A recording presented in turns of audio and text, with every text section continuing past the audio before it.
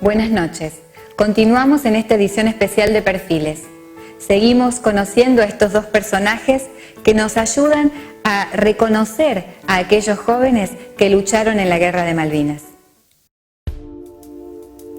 Las Islas Malvinas están situadas en el mar argentino a unos 600 kilómetros aproximadamente de la costa patagónica. El 3 de enero de 1833, las islas fueron usurpadas por la corbeta británica Clio, quienes expulsaron a las autoridades argentinas vigentes. La Constitución Nacional, en su reforma vigente desde el año 1994, expresa en su disposición transitoria primera que la nación argentina ratifica su legítima e imprescriptible soberanía sobre las Islas Malvinas. La guerra por las Islas Malvinas, disputada en el otoño austral de 1982, fue un conflicto que duró algo más de 2 meses. Que sepa el mundo, América, que un pueblo con voluntad, si quieren venir, que vengan, les presentaremos batalla. Para muchos de nosotros, la imagen de una guerra, de un soldado o un avión militar, está marcada por la espectacularidad de Hollywood.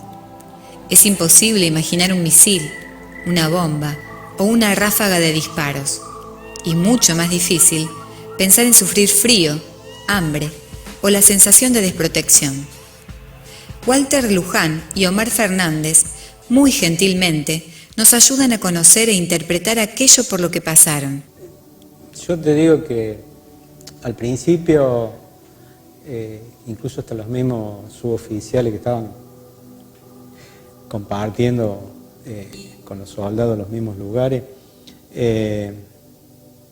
se pensaba como que no, los ingleses no iban a venir.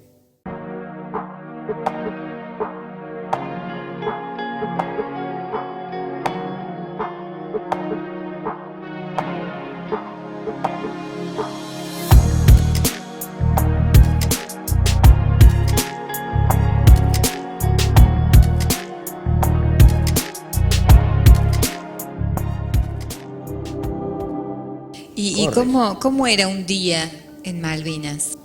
El día en Malvinas lo normal era estar cavando pozos, estar tratando de darnos la seguridad mayor posible,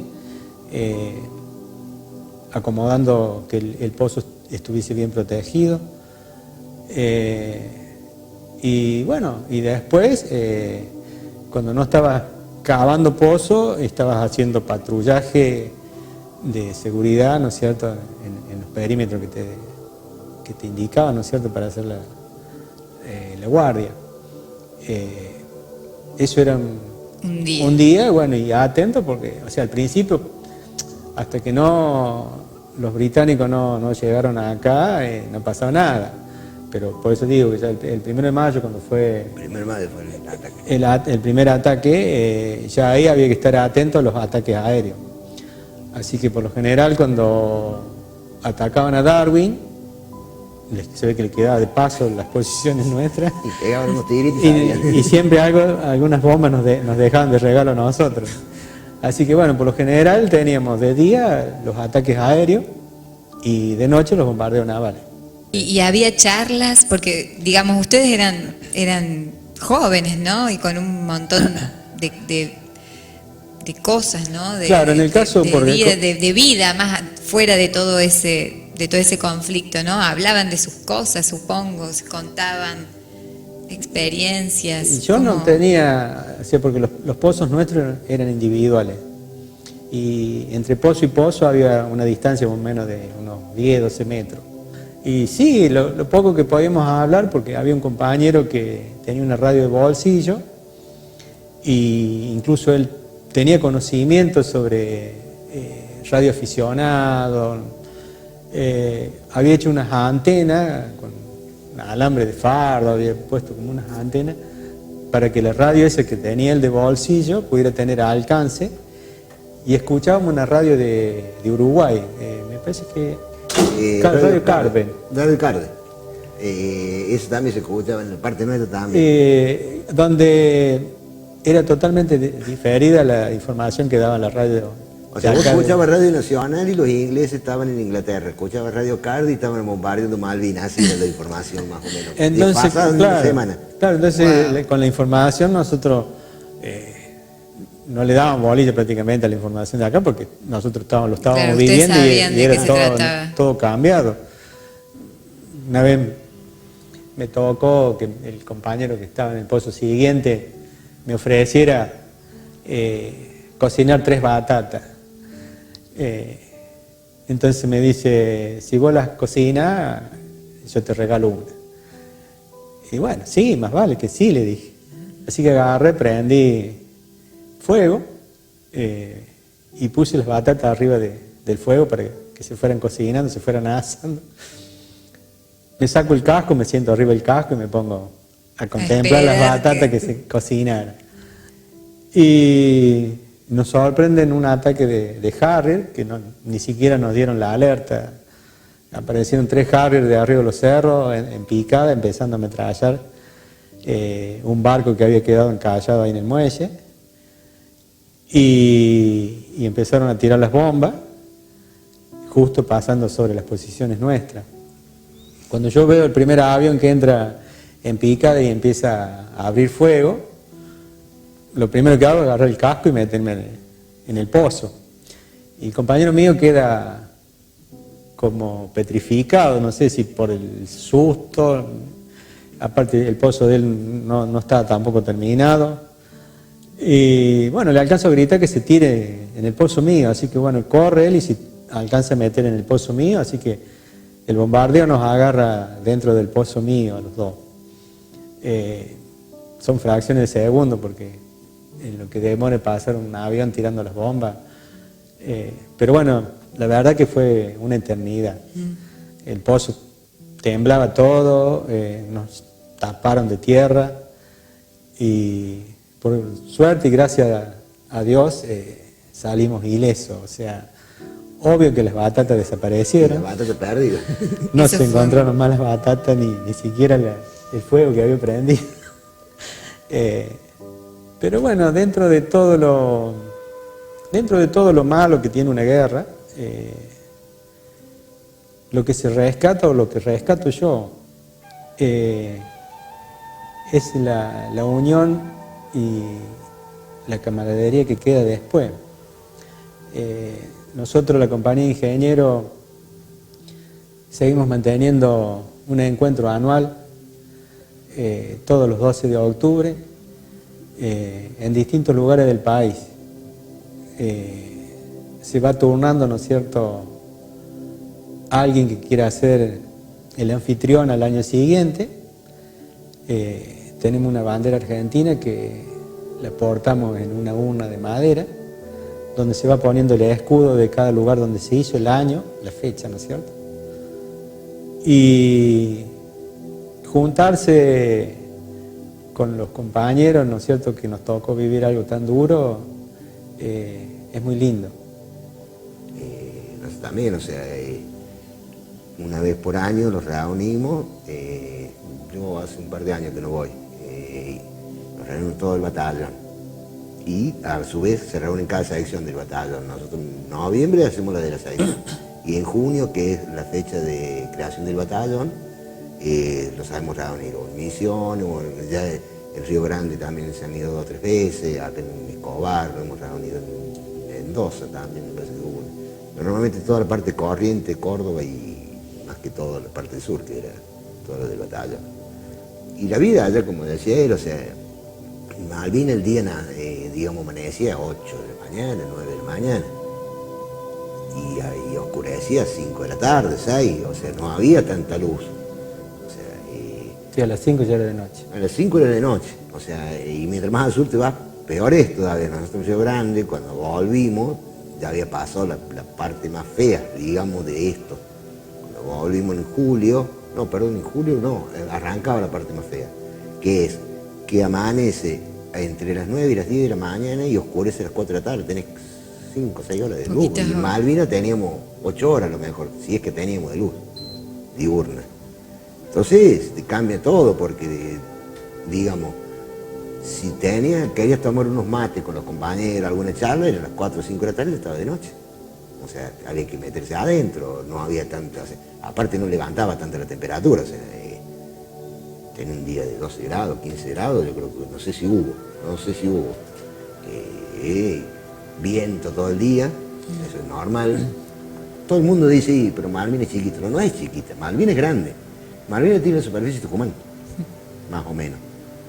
Si lo traspolas y lo pones en Tucumán, yo creo que es un poquito más grande. O sea, no es una parte chica. Lo que pasa, claro, por eso también la variación de clima. Vos tenés, creo que son 600 kilómetros de largo por 400 de ancho. O sea, tenés de Rosario a Córdoba de ancho. Entonces tenés una variación de clima. A lo mejor ellos le estaba haciendo un día lindo y nosotros estaba nevando, o al revés.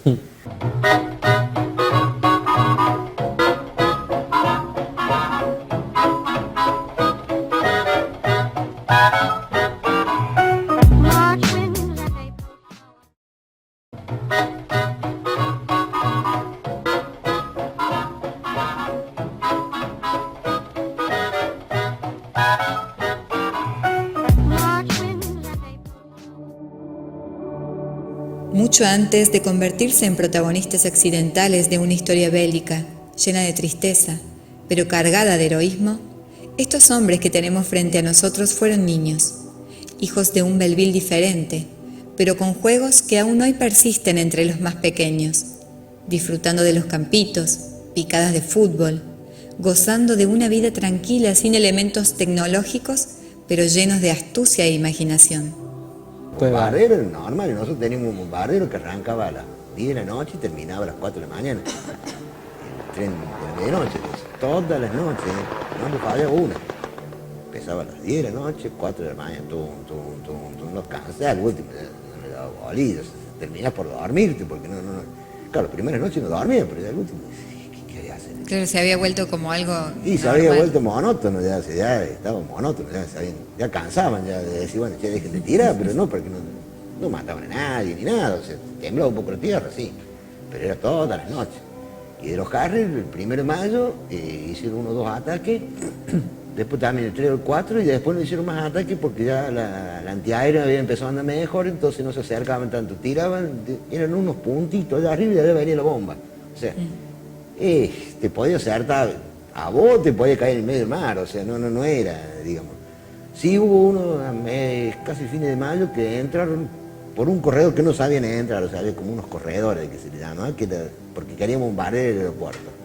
Y entraron, y se ve que el piloto se asustó o algo de eso, porque nos tiró donde estábamos nosotros, que estábamos como 8 kilómetros del aeropuerto, se le erró pero mal. Tiró todas esas bombas, las belugas, las que eran chiquitas. La beluga es una bomba que se tira, se abre y salen 200 bombitas chiquitas así. Y eso va explotando. Eso sí, estábamos todos afuera mirando, todo para arriba, que subimos el Harrier y tiró y justo entre medio de 2 compañías, o sea que por suerte no pegó a nadie. No hizo daño. Quedó un reguero de pólvora. Se ve que todos puntitos así que explotaban. Y bueno, y terminó la guerra, ¿no? El último día, ¿cómo fue ese último día? A nosotros nos avisan el último día que los ingleses ya habían tomado Puerto Argentino, que el gobierno argentino había recapitulado. El combate de Puerto Argentino ha finalizado. Que nos iba a presentar más batalla y que si veíamos algún avión o algún helicóptero que no había que abrir fuego. Así que bueno, esa noche, o sea, la última noche, pudimos dormir bien porque no nos bombardearon. Acá estaban todos concentrados con nosotros. Ya ahí, esa noche no pasó nada y al otro día desembarcan los ingleses en helicóptero, ahí en el lugar. Nos hacen entregar el armamento y ya nos toman prisioneros y nos encierran en un establo. Quedamos encerrados en el establo ese y dormimos esa noche en el establo y al otro día nos pasan con los helicópteros a un barco de ellos. Estuvimos un día en el barco, nos dieron de comer y después en los lanchones esos de desembarco. A la noche nos cambian creo que era una fragata donde nos tenían prisioneros porque tenían los lanchones abajo. Nos cargan en los lanchones y de noche se arriman al lado del barco que es el que nos trae prisioneros. Habían puesto una planchada entre las dos embarcaciones y teníamos que pasar de un barco a otro, o sea, del lanchón al barco subíamos. Y nos encerraban en los camarotes, eran camarotes para dos, veníamos 4 prisioneros. Y bueno, así navegamos prisioneros en el barco ese, que en un primer momento nos habían dicho que nos llevaban a Uruguay, nos iban a desembarcar en Uruguay, y después un convenio que firma el gobierno argentino les permite entrar en Puerto Madryn. El barco que venimos nosotros era el Norland Hull y nos desembarca el 21 de junio en Puerto Madryn. Llegamos a Puerto Madryn, desembarcamos, nos llevaron al aeropuerto de Puerto Madryn, nos llevaron al aeropuerto de Trelew, creo que era. Y ahí, a la base militar de sí, la Armada. Y ahí en avión nos llevaron a Comodoro Rivadavia. Tuvimos una semana en Comodoro Rivadavia en el mismo regimiento cuando nos habíamos ido, en el mismo regimiento 8, ahí nos tuvieron una semana, bueno, ahí nos recuperamos un poco, o sea, ahí nos pudimos bañar porque no nos habíamos bañado nunca. Y entonces ahí nos entregaron el uniforme nuevo. Y estuvimos sin hacer nada en la compañía esa, dormíamos, nos levantábamos, desayunábamos y estábamos, como quien dice, en la libertad. No salíamos, estábamos dentro del regimiento, pero no hacíamos guardia ni nada. Supongo que sé la respuesta, pero te la pregunto igual. ¿El ánimo, cómo eran los ánimos? ¿Era un alivio que ya había terminado? ¿Se hablaba de la guerra perdida? ¿Cómo eran los ánimos? Bueno, en un primer momento, sobre todo cuando desembarcan los ingleses y nos hacen dejar el armamento en la propia isla, era bronca, era malestar. Una vez ya acá en el continente, por ejemplo, cuando nos tuvieron en Comodoro Rivadavia, no digo que se pase, pero sí es como que te relajas un poco más, te sentís un poco más suelto. De todas maneras, es una carga que te pesa siempre. No es el de decir, más sí, por suerte volví, ya pasó todo, borrón y cuenta nueva. No, creo que nadie puede decir eso. Vamos a Puerto Belgrano. Puerto Belgrano está pegado a Bahía Blanca. Tuvimos 2 o 3 días en el batallón comando, me parece que era, otros batallones que tienen infantería marina, y de ahí nos destinan nuevamente. O sea, ya cuando subimos el barco nos dan ropa nueva, nos hacen bañar, todo. Ahí ya estaba un poquito mejor. Después que está esos 2 o 3 días ahí, nos mandan nuevamente al batallón, al 5 Río Grande. Ahí nos completa toda la dotación de ropa, porque nos dieron ropa para que tuviéramos en ese momento. Nos completa toda la dotación de ropa, porque si lo habíamos llevado todo. Bueno, nos completaron todo y ahí nos dicen que tenemos que seguir con la vida normal. ¿Cómo normal? Sí, ustedes siguen en su servicio de conscripción. ¿Pero y cuándo nos vamos? ¿El 1 de septiembre? Bueno, y así hasta los primeros días. Hasta yo llegué el 1 de septiembre, fue uno de los últimos. José creo que llegó un poquito antes, García me parece que llegó el día anterior o algo así. Y cuando llegamos acá, o sea, nos tiraron en Buenos Aires, muchachos a RNC. O sea, todavía había tren, entonces bueno, subirse al tren y venir, el tren hasta acá y acá, caminando a casa. ¿Y cómo fue? ¿Cómo fue la llegada a casa después de...? Yo llegué a las 6 de la mañana, calculo, me dejaron en plena estación allá. 6 de la mañana, el 1 de septiembre. Y mirabas de allá y veía el puente. No había nadie, ni un perro andaba. Claro, no andaba nadie, así que, bolsito, igual te caminaba, estaba cerca. Yo vivía ahí cerca de la iglesia de Fátima, atrás del centro, o sea, dentro de todo estaba cerca. Claro, 8 cuadras, listo. Y llega. Mis viejos no sabían porque no sabíamos cuándo volvíamos. O sea, teníamos 2 mangos. Le dije, bueno, si puedo agarrar el tren me voy. Dice, no, vente con la digo, nada, bueno, el tren, total. Salía lo mismo, el mismo horario, a lo mejor te demoraba 2 horas más el tren, pero no tenías paga, entonces listo, el tren. Claro, era así. Pero bueno, así le llega de nuevo a Belleville.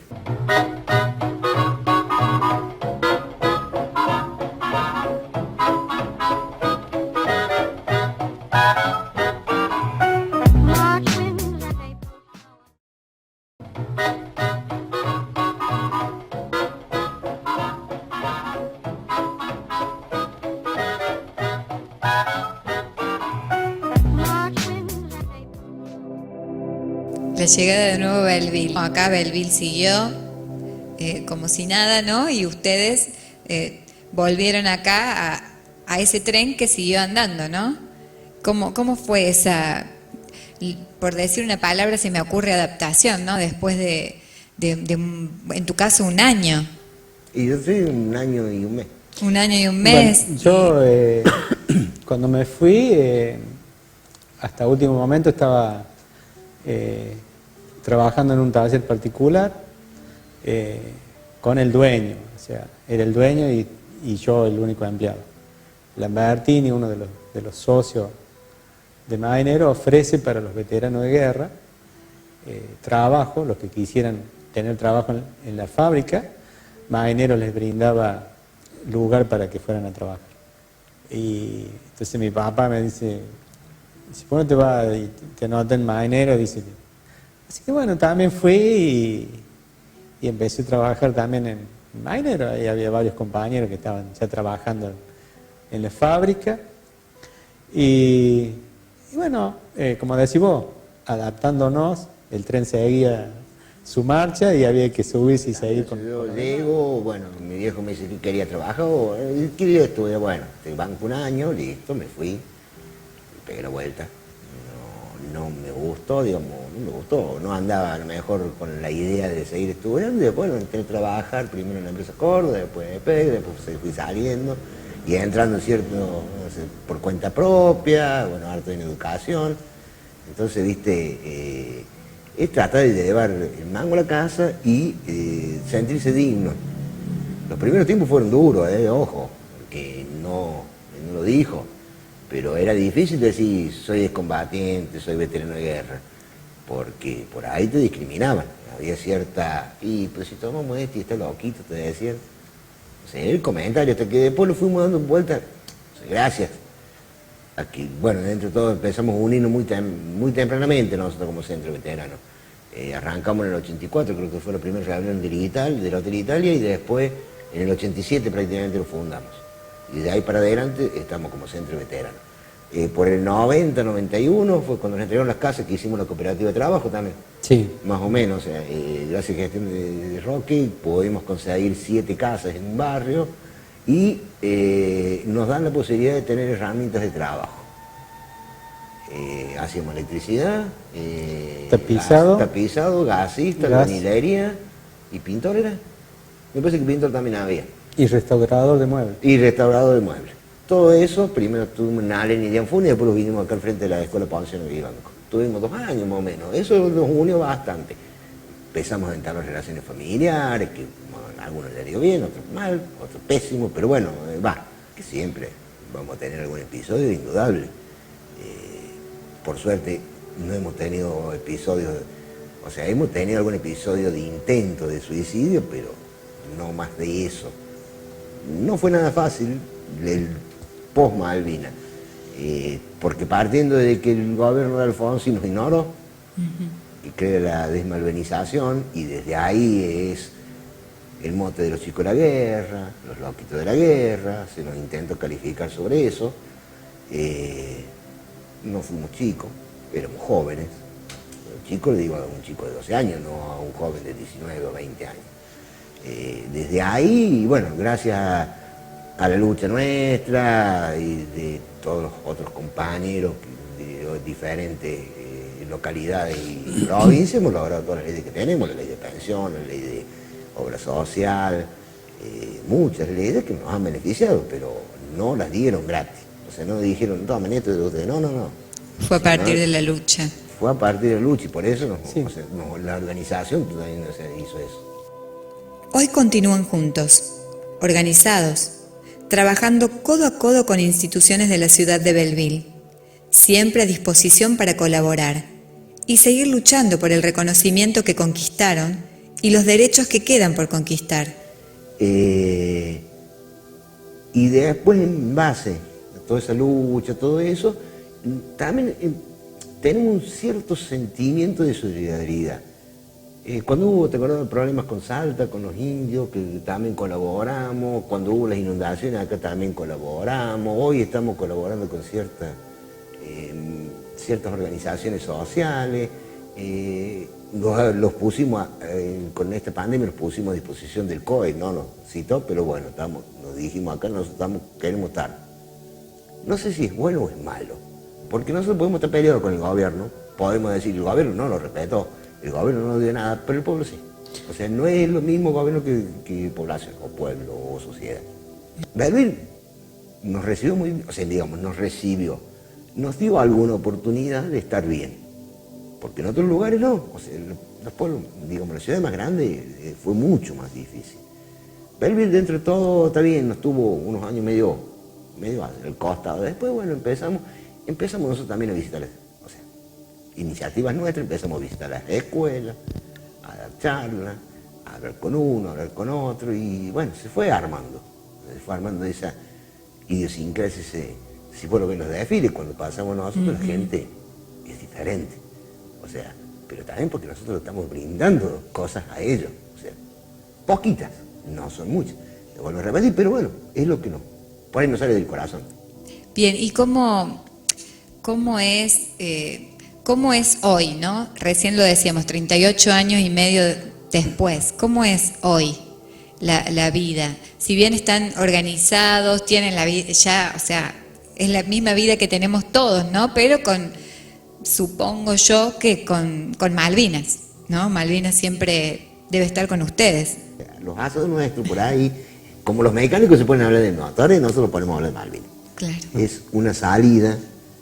Creo que lo tomamos como eso, o sea, como una salida, porque ¿quién mejor que nosotros va a conocer lo que nos está pasando a nosotros? No hay psicólogo o psiquiatra que tenga una especialidad en veteranía de guerra. Por ahí sí son un grupo a lo mejor más cerrado, porque no puede entrar en un círculo mecánico, puede entrar un mecánico nuevo. Nosotros no tenemos más nuevos, o sea, digamos, al contrario, nos vamos chicando. Creo que eso también ayuda muchísimo a nosotros a seguir en la vida. Es como otro decía, no sé si los problemas psicológicos o lo que sea de hoy son a causa de la guerra. Porque yo tampoco me planteé, o nadie sabe, si no hubiera habido una guerra de por medio, si yo hoy no sería igual. ¿Cómo ven el futuro con respecto a este tema, ¿no? ¿Cómo se avisó? Todos los años, siempre llegando el 2 de abril, siempre surge de nuevo el tema Malvinas y que están acercándose, que presentaron esto, que la plataforma marítima, siempre va surgiendo algún datito más, ¿no? ¿Cómo imaginan? Es muy difícil. O sea, yo creo que en lo personal, por ejemplo, las informaciones que llegan a veces me dan bronca porque, digo, los gobernantes que tenemos no se ponen realmente los pantalones como se tendrían que poner, pero posiblemente lo que yo piense sea por la ignorancia, porque las cosas que manejan ellos, ¿no es cierto?, uno a veces no las entiende. No, hoy por hoy no me gustaría viajar a Malvinas con un pasaporte y sentirme extraño, sentirme ajeno, porque bueno, volviendo un poquito para atrás, cuando nosotros llegamos a Malvinas y ver la bandera argentina flameando en el mástil, es una cosa, un orgullo que se te abre el pecho. Yo también, o sea, con respecto a la vuelta de Malvinas, yo pienso igual que él, o sea, y somos, creo que el 70, el 80% pensamos más o menos similares. De nuevo, o sea, no es que no querramos volver a Malvinas, sino que, como está el pasaporte de por medio, nos parece ilógico pedir permiso, como te decía, para entrar a la casa o como para trasladarte dentro de tu casa. Me parece ilógico.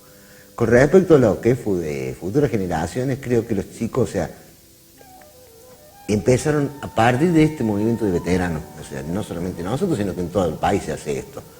Charlas, todo esto, empezaron a visibilizar Malvinas. Y lo empezaron a visibilizar desde muy chicos, porque nosotros hace 25 años que estamos más o menos, si no más, 25 o 30 años que estamos en las escuelas. Abarcamos desde jardín hasta la secundaria. Entonces, eso va dando fruto, porque vos vas todos los años, o cada 2 años a la escuela, entonces siempre va. Y siempre surgen preguntas nuevas y siempre surgen cosas nuevas. Eso creo que nos está dando resultado. Tal es así que ya se está conformando también, bueno, andan en eso, con mis hijos, todo eso, con la agrupación de hijos, hijos de Malvinas, para ver si pueden seguir con esto. Ya Marco Juárez lo tiene y varias localidades lo tienen. Pero de acá en adelante ya estamos pensando más en las generaciones para atrás nuestras. Nuestros hijos, nuestros nietos, ya nos estamos viendo más, digamos, más alejados de lo que éramos nosotros hace 20 años, más alejados de lo que Malvinas. Nuestros hijos, la mayoría, tienen más arriba de la edad que tenemos nosotros cuando estábamos en Malvinas. Malvinas no se puede estudiar de un manual con una hoja cuando tenés todos los lugares del país, tenés veteranos. O sea, dale esa hoja que es la historia de Malvinas. En este momento los veteranos lo manejamos bastante bien. Pero después de tener la experiencia de la guerra, déjasela que lo cuente el veterano. Pero hoy la educación te dice, vamos a hablar de Malvinas. Vamos a hablar de Malvinas el 2 de abril. O sea, en temporada de Malvinas, de 2 de abril al 14 de junio, se habla.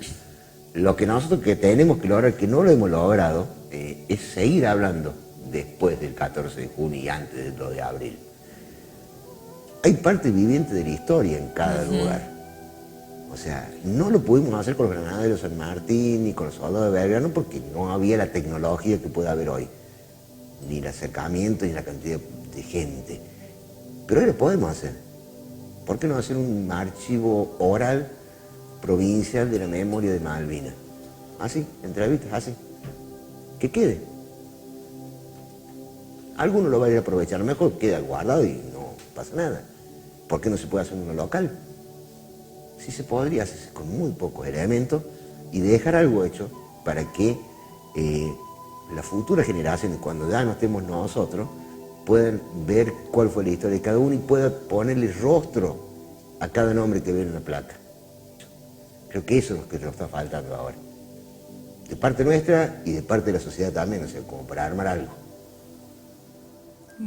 Bueno, muchísimas gracias. Bueno, no.